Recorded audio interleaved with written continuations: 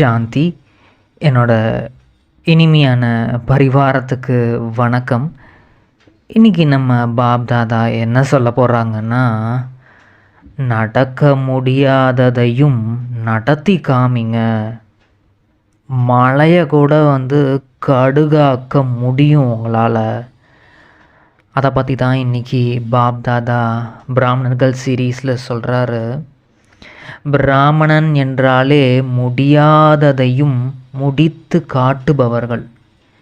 நீங்கள் எல்லாருமே இப்போது பிராமண வாழ்க்கையில் இருக்கீங்க.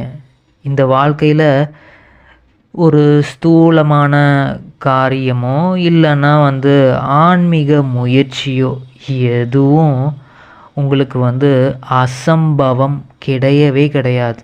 இதெல்லாம் ரொம்ப கஷ்டங்க, நடக்கவே நடக்காதுங்க அப்படின்றதெல்லாம் உங்களோட வாழ்க்கையிலேயே கிடையாது. பாபா சொல்கிறாரு, நீங்கள் எப்போ என்னோட குழந்தையா ஆகுனீங்களோ, என்னோட தந்தை பரமாத்மான்னு ஏற்றுக்கிட்டு அவரோட வழிபடி நடக்க ஆரம்பிக்கிறீங்களோ இந்த பிராமண வாழ்க்கையில், அப்போவே நீங்கள் பிராமணர்கள் ஆகிட்டீங்க. அந்த பிராமணர்கள் ஆகிட்டீங்கனாலே அசம்பவத்தை சம்பவம் ஆக்குபவர்கள். நடக்கவே முடியாத விஷயத்தை கூட நடத்தி காட்டுறவங்க தான் நீங்கள். உங்களோட பிராமணர்களோட அகராதியிலேயே கிடையாது, அசம்பவம் என்ற வார்த்தையே கிடையாது. உங்களோட அகராதியிலேயே கிடையாது, அந்த வார்த்தையே கிடையாது. கடினம் என்ற அந்த சப்தமும் கிடையவே கிடையாது. ரொம்ப கஷ்டமாக இருக்குங்க இந்த பிராமண வாழ்க்கையே. ரொம்ப எவ்வளோதான் முயற்சி பண்ணுறது, ரொம்ப இது யாரும் ஏற்றுக்க மாட்டுறாங்க, புரிஞ்சிக்க மாட்டேங்கிறாங்க. ரொம்ப கடினமாக இருக்குது, கடின உழைப்பு, இதுக்கு ரொம்ப கஷ்டப்பட்டு உழைக்க வேண்டியதாக இருக்கே அப்படின்ற அந்த சப்தமே உங்களோட அகராதியிலே கிடையாது. இப்படிப்பட்ட பிராமணர்களாக நீங்கள் ஆகிட்டீங்களா அப்படின்னு பாபா கேட்குறாரு. இல்லை உங்களோட அந்த வாழ்க்கை ரொம்ப கஷ்டமாக உங்களுக்கு தோணுதா? ரொம்ப கஷ்டமாக இருக்குது, ரொம்ப கடினமாக இருக்குது, இதெல்லாம் நடக்காதுங்க, இதெல்லாம் எப்படி நடக்க முடியும், இந்த மாதிரிலாம் முயற்சி பண்ண முடியாது, இவங்கெல்லாம் மாறவே மாட்டாங்க, இந்த பிராமண வாழ்க்கை வாழ்கிறதுக்கு நிறையா நிந்தனை செஞ்சுக்கிட்டே இருக்கிறாங்க, அதுக்கப்புறம் இந்த காரியம்லாம் முழுமையே அடையவே அடையாதுங்க, வாக்கியத்தில் இருந்தால் நடக்கட்டுங்க. இப்படிலாம் நீங்கள் நினைக்கிறது இல்லை தானே அப்படின்னு பாபா கேட்குறாரு. இந்த மாதிரிலாம் நீங்கள் நினைக்கிறது இல்லை தானே, இல்லை இந்த மாதிரி தான் நினைக்கிறீங்களா அப்படின்னு பாபா கேட்குறாரு. உங்களுக்கு எப்போ தெரியுமா இதெல்லாம் ரொம்ப கஷ்டமாக இருக்கும்? பாபா சொல்கிறாரு, நீங்கள் எப்போ பாபாவோட துணையை விட்டுறீங்களோ, சரி நம்ம தனியாக இருந்துடலாம் அப்படின்னு நினச்சிட்டு உங்களை தனிமைப்படுத்திக்கிறீங்க. பாபாவோட துணையை அனுபவம் பண்ணாமல் தனிமையாக இருக்கும் போது தான் உங்களுக்கு சுமையாகவே இருக்கும். அது ரொம்ப கடினமான ஒரு உழைப்பு போடுற மாதிரி உங்களுக்கு அனுபவம் ஆகும். கடினம் மற்றும் அசம்பவமாக உங்களுக்கு தோணும்.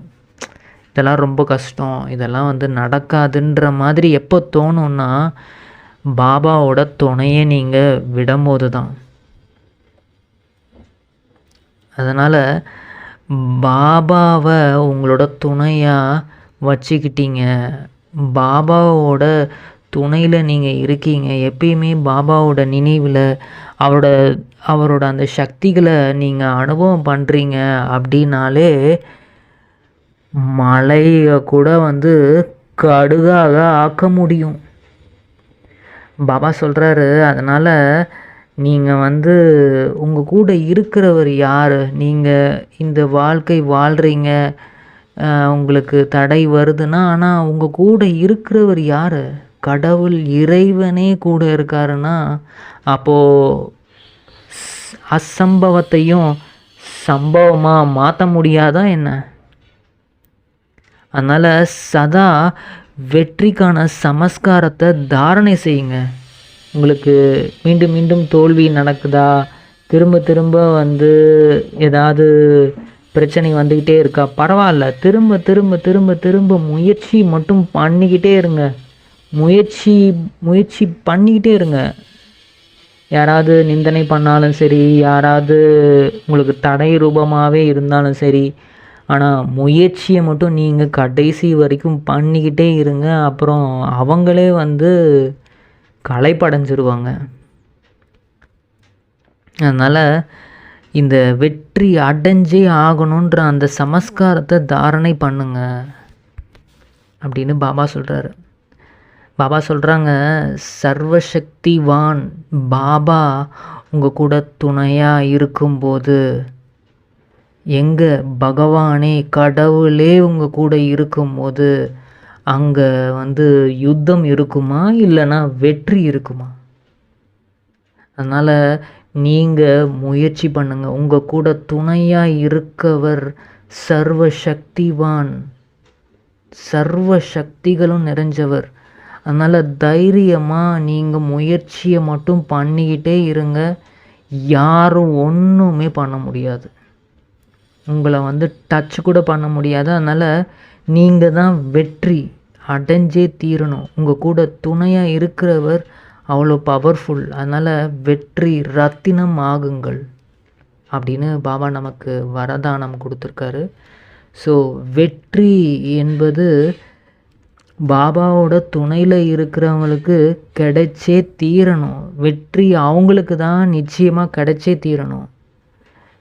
என்ன நடந்தாலும் சரி, எப்பேற்பட்ட விஷயங்கள் வந்தாலும் சரி, முயற்சி பண்ணிக்கிட்டே இருக்கணும். ஏன்னா கூட பாபாவோட துணையை நம்ம யூஸ் பண்ணிக்கணும். பாபாவோட துணையிலேயே இருக்கணும்.